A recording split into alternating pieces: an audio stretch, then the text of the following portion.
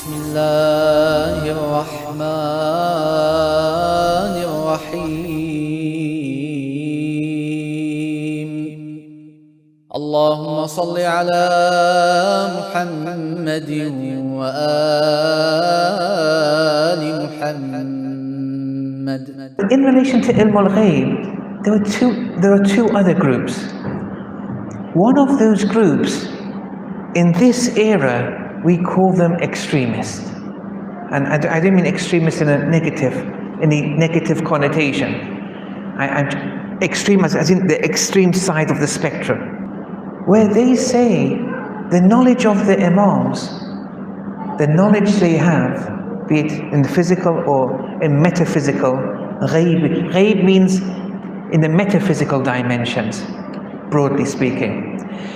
If I hide something behind the wall, if I hide a physical thing behind the wall, we don't call that ghaib. Ghaib itself, by definition, is something which is beyond the physical realm. Yes, so things like resurrection, barzakh, these realities like that.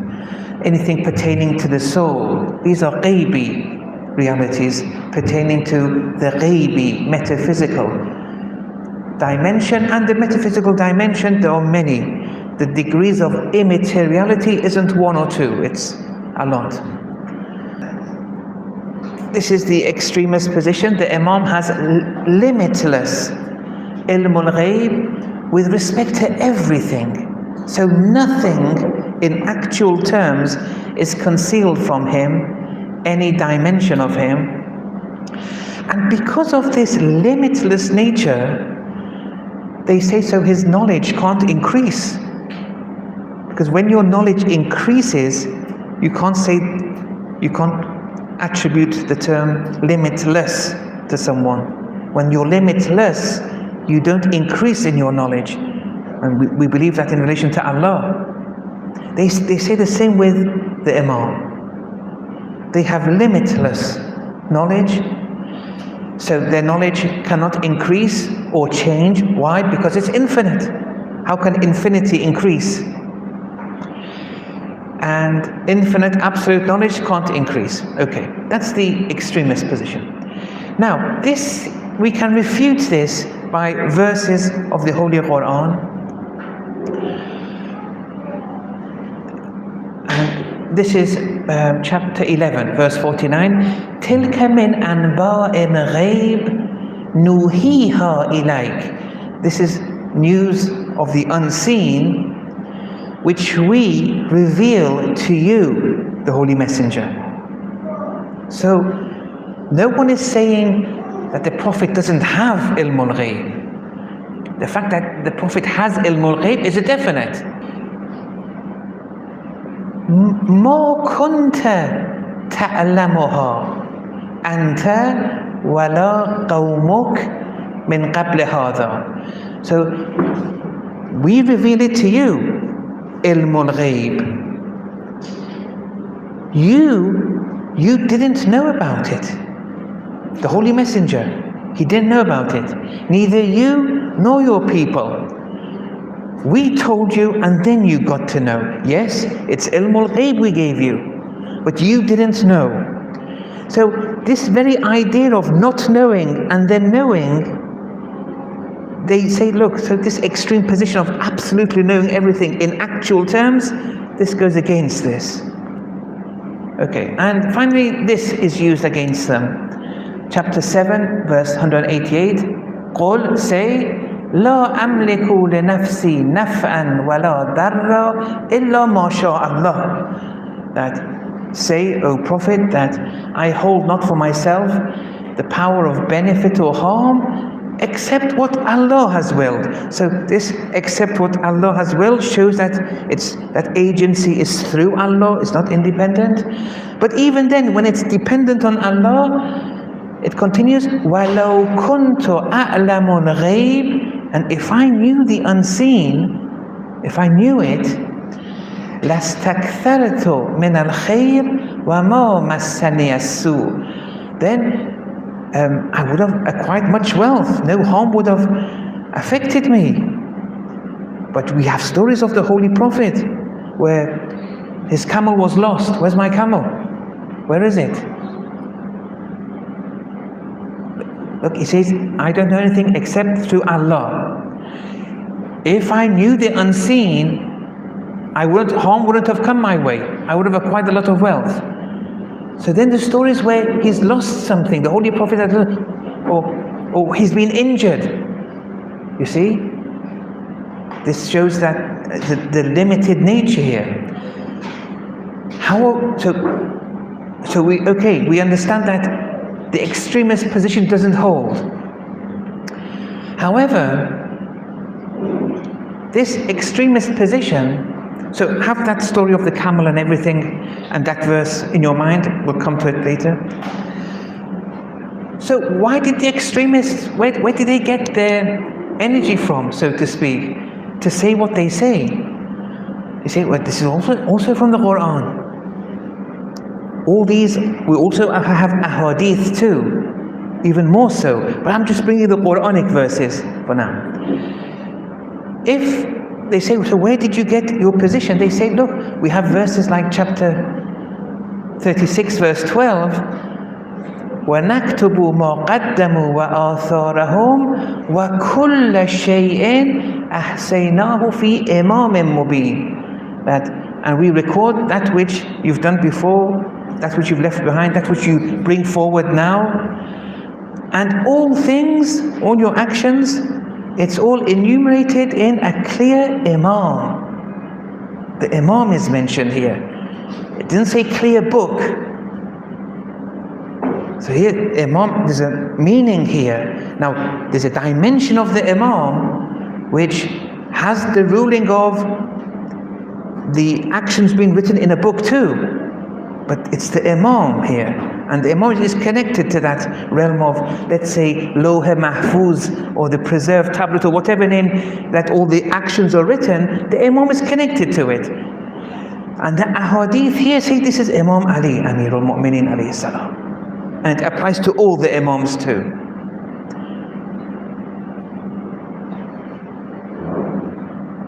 So when the extremists use this, and it's a good point they mention. Another thing they use is قُلْ كَفَى بِاللَّهِ شَهِيدًا بَيْنِي وَبَيْنَكُمْ وَمَنْ إِنْدَهُ إِلْمُ الْكِتَابِ. Say, O Prophet, sufficient is Allah as a witness between me and you, and the witness of whoever has knowledge of the book.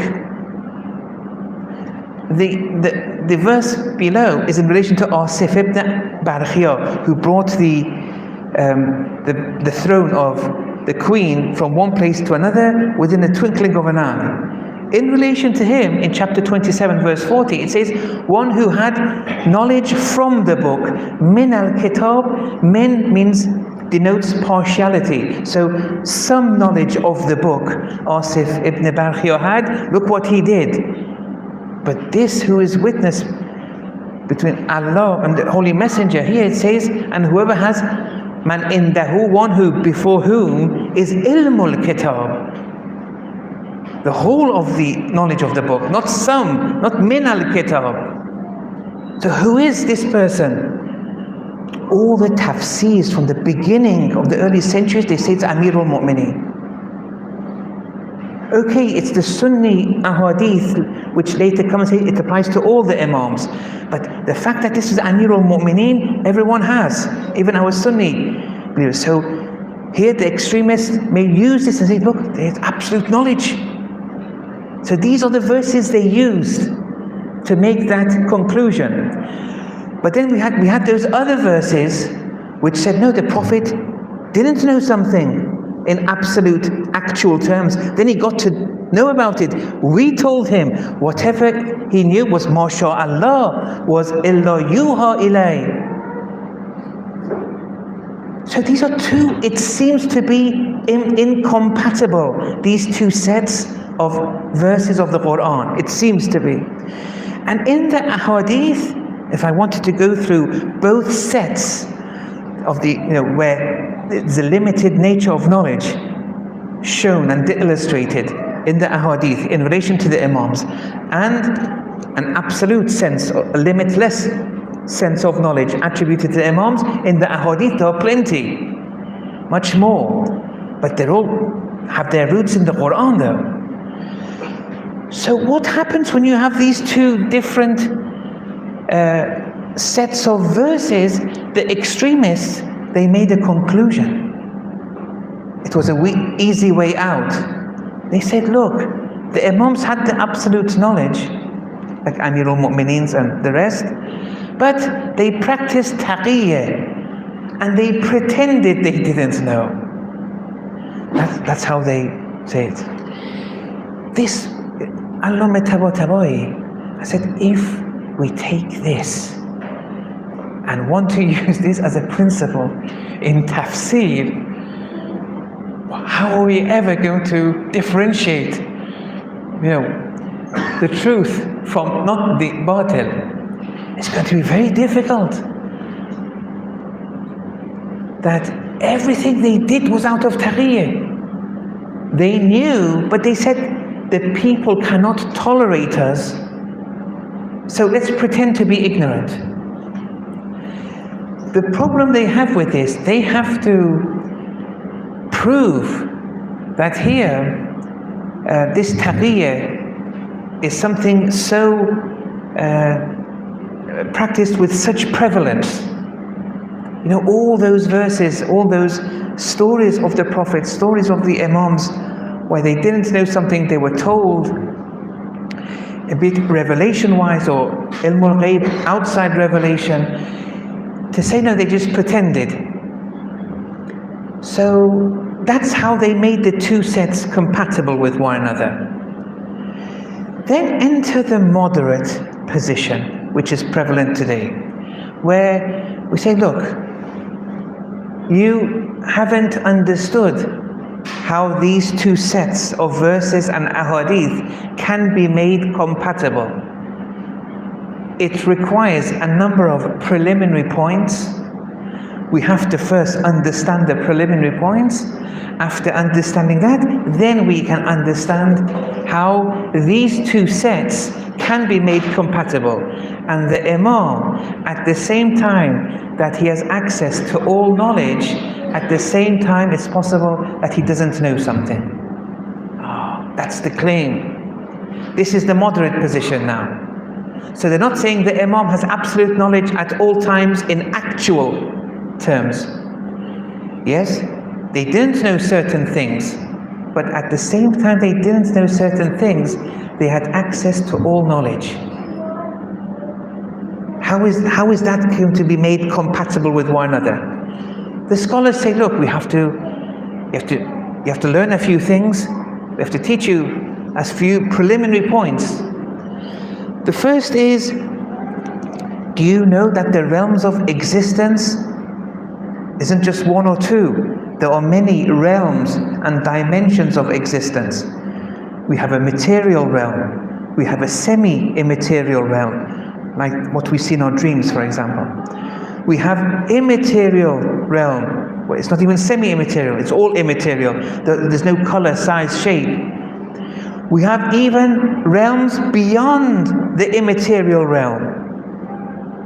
For example, angels are commonly known to be part of the immaterial realm, unless they appear in an apparition, where like in Lady Maryam alayhi salam, where she said, when she saw Jibreel as a well-proportioned human being, that was an apparition of a semi-immaterial. It wasn't a physical entity, what she saw. It was like what we see in our dreams. It has color, size, shape, and a body, but there's nothing physical about it. Like when we see a man in our dreams, for example, or when we eat in our dreams, or sleep, or speak with someone, or angels are immaterial, but they can appear before people in semi-immaterial types. But the origins of angels are immaterial. And even beyond immateriality, we have realms. So first we have to understand that the realm of existence has different realms of existences. The different dimensions exist. That's the first point. Now, I have a diagram here, and although this I don't want to go too much. This was part of a course which I gave, so I just brought it here. Imagine an architect. An architect has the knowledge, the abstract knowledge of architecture. Okay, it's abstract. He's learned it. He has it. And then with that abstract knowledge, he conceives of a mental pictures of a house in his mind. So from that immaterial abstract knowledge, it descended, manifested one level down to what? Lines, but the mental picture of the house, how it's going to be. Then it came on a piece of paper, and then it was built. You see, how different layers. But naturally with the architect, that knowledge of his isn't encompassing, for example, the physical house that he built. That was just an analogy to show you the descending manifestation from one realm to the lower realm, and here, whatever we have. So this malakuti realm, or the semi-immaterial realm, in the descending arc of existence, has the role of a cause in relation to this realm. This is an effect of that cause. And the immaterial realm is a cause of the malakuti realm. And so on and so forth. So this is the first thing we have to understand. It's ontology. We have to understand the realms of existence. You know, we're not only us in this physical realm and there's nothing outside there. The second premise or preliminary thing we have to learn is that man is also multidimensional. And this is where Ibn Sina's philosophy, Suhrawardi's, Ibn Arabi, Mullah Sadra, over the centuries, these milestones came, and then you saw the scholars shift. They didn't believe in immateriality of the soul, now they believe in the immateriality of the soul. They didn't believe in this, now they do. That man is multidimensional. These realms of existence, man can gain access to all of them. The fact that me and you only have access to the material realm and the barzakhi realm in our sleep, for example, what we see. Do you have access to your immaterial realm? Have you ever had access to your immaterial realm? Usually not. And animals don't. And if we are on a par with animals, we don't have access to our immaterial dimension. Have you seen an angel, for example? Have you been inspired by an angel? The Qur'an says, إِنَّ الَّذِينَ قَالُوا رَبُّنَا اللَّهُ ثُمَّ اسْتَقَامُوا تَتَنَزَّلُ عَلَيْهِمُ الْمَلَائِكَةُ. Those who say, our Lord is Allah. And ثُمَّ اسْتَقَامُوا, and they act. So they have Tawheed, Aqa'id, and they act upon that Tawheed. Angels descend upon them. So with action and aqa'id, you can gain access even to your immaterial dimension. Angels can appear before you. So here, man can also gain access to the immaterial realm. Now the immaterial realm, there are no limits there now. It's purely immaterial. It doesn't know of time, space. You have access to many things. They say the preserved tablet, Lawh Mahfuz, is pertaining to this realm. Where something written, if you gain access to it, in this realm, since it's unchangeable, you know something is going to happen, no matter what. Like with Imam Hussein and Karbala, he had access, for example, to what was to be, and it was unchangeable, but he did his duty. That doesn't distance one to execute one's duty. But he knew this was going to happen. Amirul Mu'mineen knew that tonight I'm going to be struck. This can't be changed. Sometimes you gain access to knowledge, or in the semi-immaterial realm, that can be changeable. But in the immaterial realm, it can't be changed. Lawh Mahfuz that we see in the Qur'an is pertaining to the immaterial realm. The concept of Bada, and in the Qur'an it mentions the tablets of effacement and affirmation, Mah and Isbat, that's to do with the semi-immaterial realm.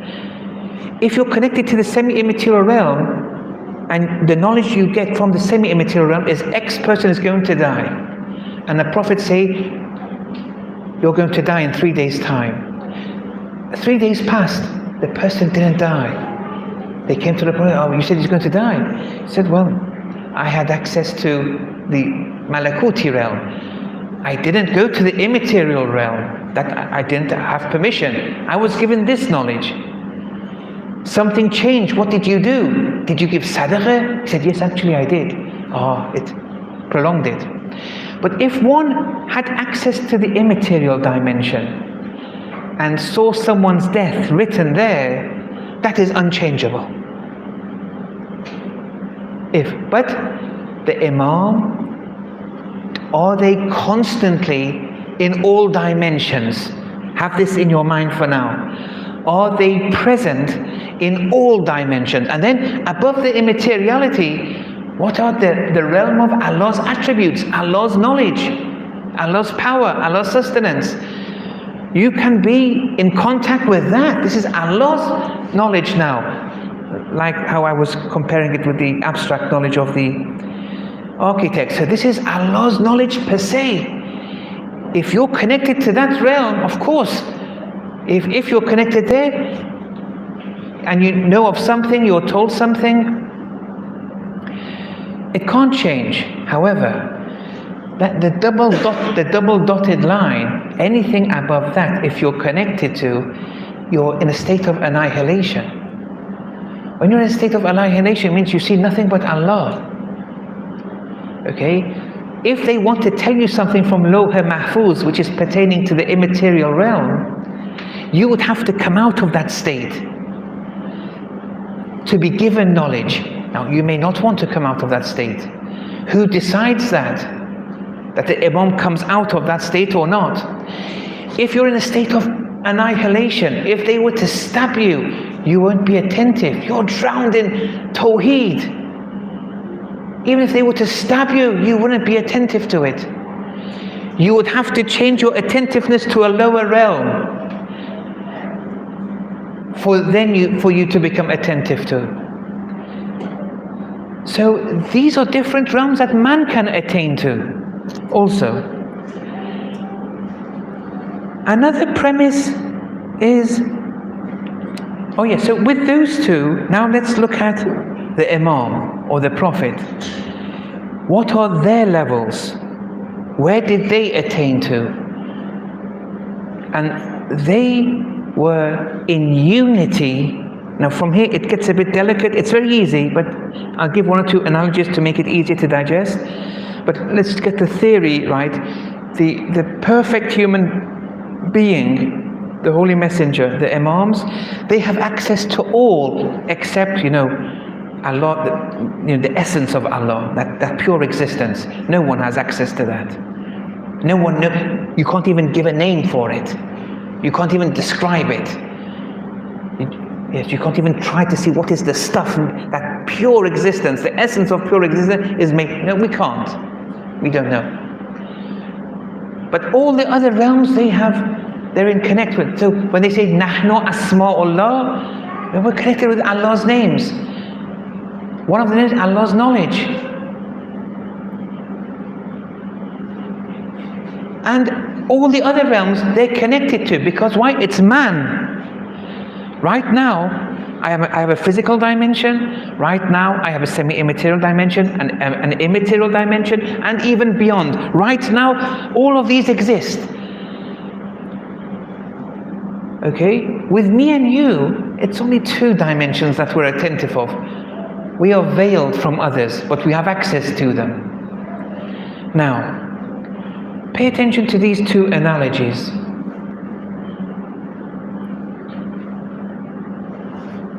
Sometimes someone is hungry. Hunger. This experience of hunger is a state which is present within the individual, and they're tasting it.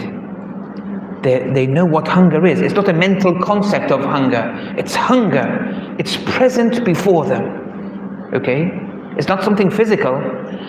The state of hunger is experienced before, within the person, within the I, within me.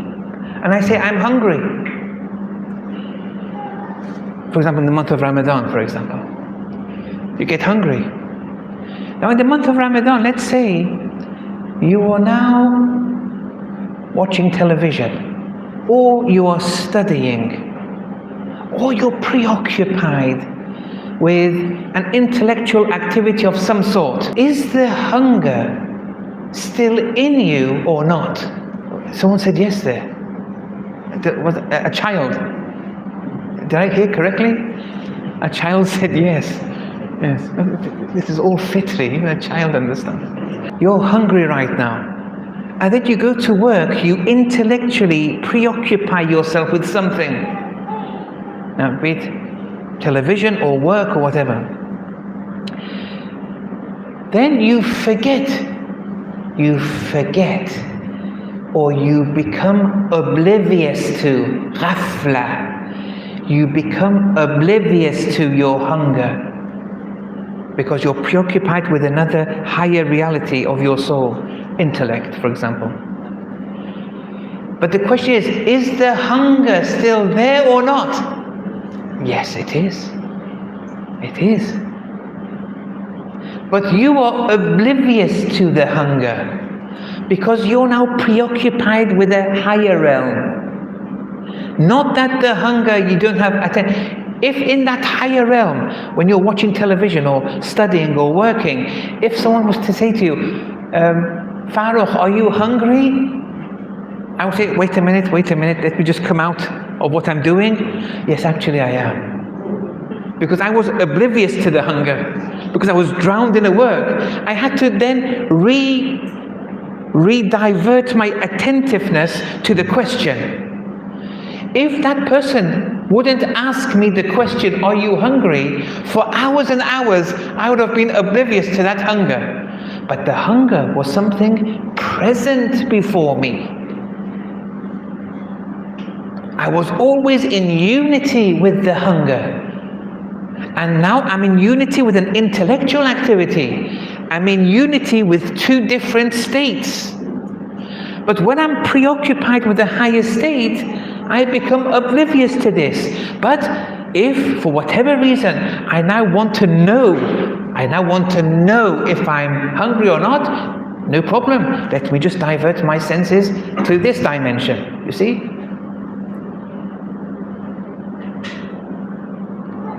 And this is what happens with the Imams. Now, in one lecture, this was the best I can do to explain this important concept. The moderate position says, look, brothers, extremists, not in a negative way, but look, you didn't understand these two sets of verses of the Qur'an. Some verse of the Qur'an says all the ilm al-kitab is you're connected with Allah's knowledge. Okay? Some verses say the Prophet didn't know, the Imam didn't know. Instead of saying they did taqiyyah all the time, all their lives, we could have made this compatible in a very easy way. That when the Imam is preoccupied in the physical realm, and he would say that every time I'm in a majlis, I say istighfar 70 times. The Holy Messenger said this. I would say istighfar 70 times every time I'm in a majlis with people. Because it's that being distanced from Allah, it hurts them. Because now they have to do the work of the people and do what they want. When they're preoccupied in this realm with these kind of things, they are connected with ilm al-kitab. It's a dimension of their soul. They're maximum manifestations of Allah's attributes. They're connected with all these realms, but they're oblivious to it. And they won't go towards it unless Allah orders them. Illa ma sha Allah. Because they don't have egos to say, oh, I want to know knowledge of this person, see whether they are heavenly or non-heavenly. Let me go and find out in Lawh Mahfuz. That's an ego thing. They don't think like me and you. Their self-will is annihilated in Allah's will.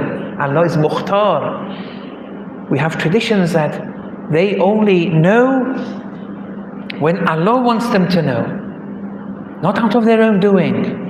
So when their duty is to do something in the physical realm, they are occupied in this realm. They have access, they're in unity with Lawh Mahfuz and beyond the Lawh Mahfuz. But they haven't diverted their attentiveness to those realms unless Allah orders them. So the Prophet says, I've lost my camel, where's my camel? Who's taken my camel, for example? Yes. Because he was living with normal, ana basharun mislukum, I'm a person like you.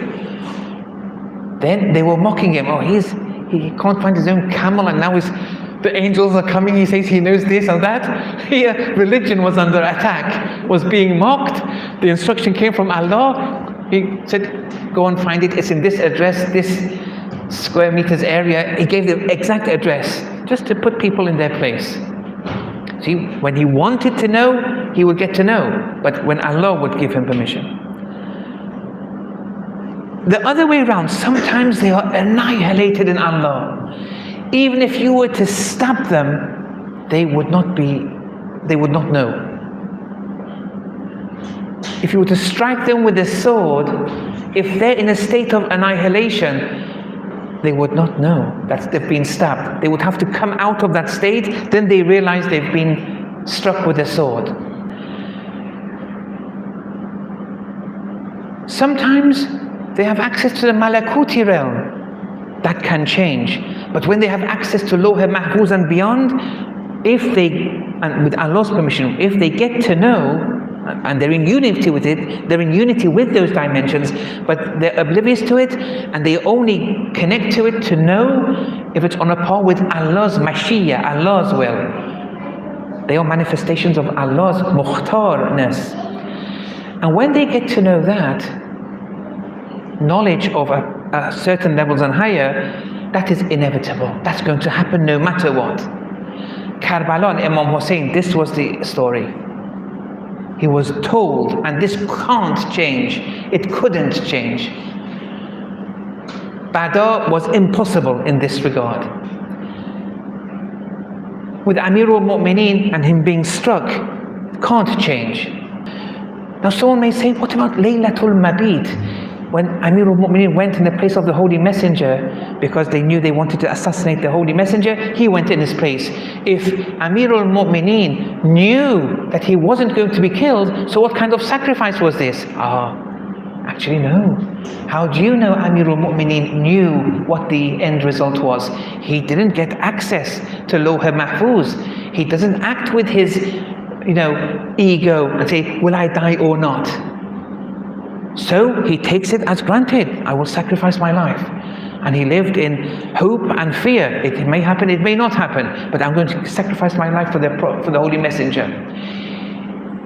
But if Allah had told him, get to know what is the knowledge, he can gain access to it, he will know. But he wouldn't do that from his own ego. They only know when it's on a par with Allah's will. This is the key. But at the same time that he's living in fear and hope, and he's sacrificing his life, and he doesn't know, but he's in unity with Lawh Mahfuz, but he's oblivious to it. Only when it's on a par with Allah's will, he'll get to know. So every incident we have to analyze differently. Now, one thing is that on Mondays and Thursdays, our a'mal are given to the 12th Imam. But those a'mal, they're the Imam. They are Imamun Mubin. They have all those a'mal. They're in unity with that dimension, but they are oblivious to it. But on certain times of the week, there is an attentiveness they have in relation to our a'mal, and we have to kind of try and have some embarrassment before them on Monday and Thursday, especially, on all days, but especially here. It's like, passing an exam or doing an exam.